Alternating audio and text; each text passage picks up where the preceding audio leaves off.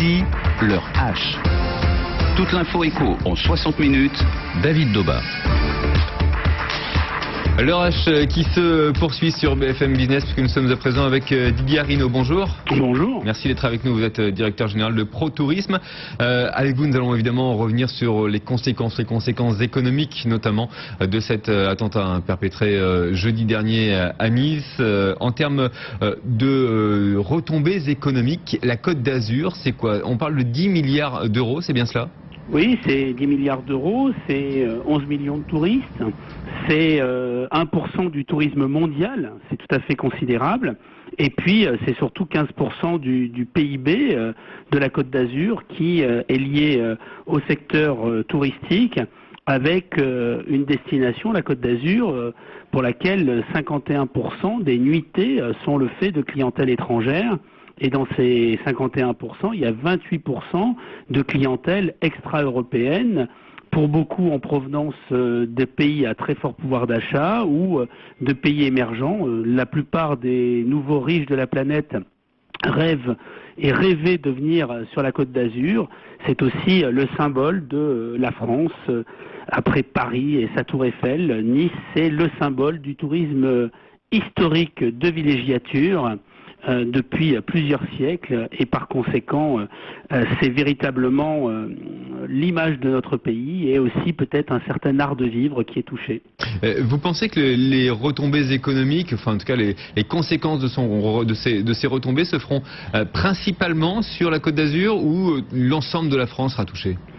Vous savez, chaque fois que l'image de la France est affectée, chaque fois que on porte un coup au tourisme de notre pays, quel que soit l'endroit, ça a des répercussions sur l'ensemble de la destination France. Ce que l'on sait, c'est qu'un certain nombre de tour opérateurs a boudé Paris et avait trouvé des solutions alternatives en passant par la province. Là, ça montre que toutes les villes et tous les territoires de France peuvent être touchés, en tout cas aux yeux des clientèles lointaines, des prescripteurs, des tour opérateurs, des agences de voyage. Il y a un phénomène grossissant, plus on est loin, plus on est éloigné de la France et plus ça donne une image d'un pays en grande insécurité. Et puis il y a de l'irrationnel derrière tout cela.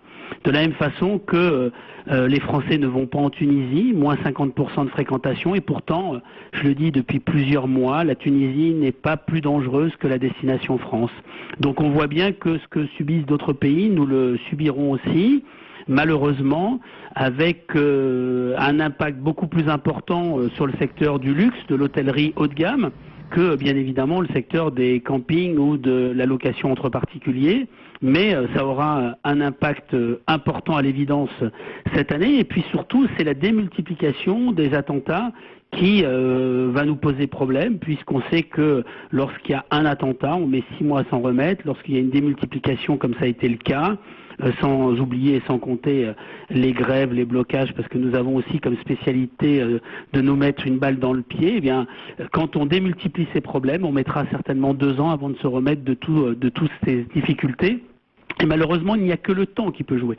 On verra dans les prochaines semaines une agitation, on parlera de plans, de redressement, de l'image de la France, mais tout cela aura bien peu d'effet eu égard au retentissement mondial de ces attentats, et malheureusement ce seront encore les professionnels du tourisme qui le subiront, mais aussi l'ensemble de notre pays, car rappelons que sur la Côte d'Azur, si on prend les emplois directement liés au tourisme, c'est 70 000 personnes, mais si on prend les emplois non salariés, les retombées indirectes et induites, on est à 150 000 emplois. Et le tourisme en France, c'est 2 millions de personnes. Et le tourisme en France, c'est 2 millions de personnes. Si on prend les retombées induites, parce que vous savez, quand une destination est attractive, il y a aussi des gens qui achètent des appartements, qui les font rénover, qui consomment sur place. Donc si on prend l'ensemble de la filière, c'est beaucoup plus que, et des retombées induites, c'est beaucoup plus que les 7,5% de PIB de notre pays. Bien sûr. Alors vous m'avez donné un élément de réponse, mais est-ce que vous pensez que dans l'imaginaire collectif, la France est entrée dans la liste des pays comme l'Égypte, comme la Tunisie par exemple? Peut-être pas à ce point, en tout cas nous avons une chance en France et nous avons une diversité de filières, une diversité de clientèle, nous avons à la fois un tourisme d'affaires et un tourisme d'agrément, nous avons aussi d'énormes ressources, nous avons nos voisins qui savent très bien ce qu'est notre pays. 80% ou près de 80% de nos visiteurs sont des Européens, donc l'impact sera moins important auprès de ces Européens, bien évidemment. Heureusement, nous avons des capacités de diversification, de résilience, mais dans un premier temps, nous subirons un impact qui sera conséquent, bien évidemment, de ces attentats. Il ne faut pas le nier. Il ne faut pas tomber dans l'excès de pessimisme, mais il ne faut pas être dans une béate attitude en croyant que la solidarité mondiale va nous permettre de retrouver une fréquentation. Les mêmes discours ont été tenus vis-à-vis de la Tunisie et pourtant de la solidarité, du fallait qu'on aide ce pays, et il n'empêche que la réalité, c'est qu'il y a une baisse considérable de la fréquentation. Donc nous estimons chez ProTourisme, compte tenu de l'antériorité, qu'il y aura une baisse des retombées économiques d'environ 10% sur le territoire. Si on est à 5, c'est formidable, c'est miraculeux, alléluia. Et si on est au-delà, ça ne sera pas très étonnant. Est-ce que, mine de rien, le fait que des victimes étrangères aient également été touchées va forcément jouer contre nous? Et oui, bien sûr, parce que, bien évidemment, plus le sujet paraît éloigné, et moins il y a d'impact, mais bien évidemment qu'une couverture médiatique d'une famille russe ou américaine ou dans ces pays, ça a un retentissement bien plus important.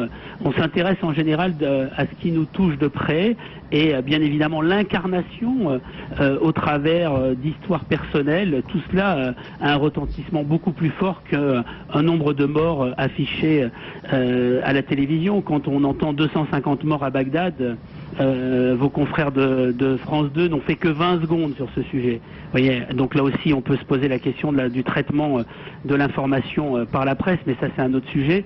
Donc vous imaginez que lorsque les choses sont incarnées, puis en plus là il y a une symbolique, un pathos beaucoup plus important, il y a aussi des enfants, il y a des familles qui étaient au 14 juillet, donc bien évidemment c'est un retentissement tout à fait considérable.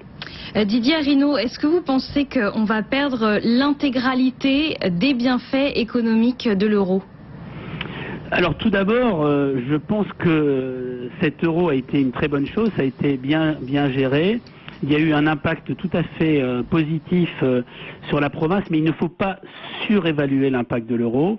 L'impact de l'euro, il a été relativement limité à quelques villes, et puis il faut savoir aussi que lorsqu'il y a eu les clientèles de supporters, il y a une clientèle affaires ou une clientèle d'agrément qui n'était pas là. C'est pas exactement la même clientèle. Donc l'euro a été une bonne chose, même si nous n'avons pas, en tout cas, utilisé au mieux cet euro pour valoriser l'image de la France. Je rappelle la grève des éboueurs, les menaces de blocage, les manifestations, enfin tout cela est tout à fait ahurissant. Mais ça a été bien géré par les organisateurs, ça a été une belle fête. Il y a eu les villes en ont profité, des villes comme Nice, bien évidemment, qui en a profité, mais aussi Bordeaux, Toulouse, et puis des villes qui n'étaient pas touristiques, donc pour elles ça a été formidable, comme Saint-Étienne, Lille ou Lens. Donc ça a été une bonne chose.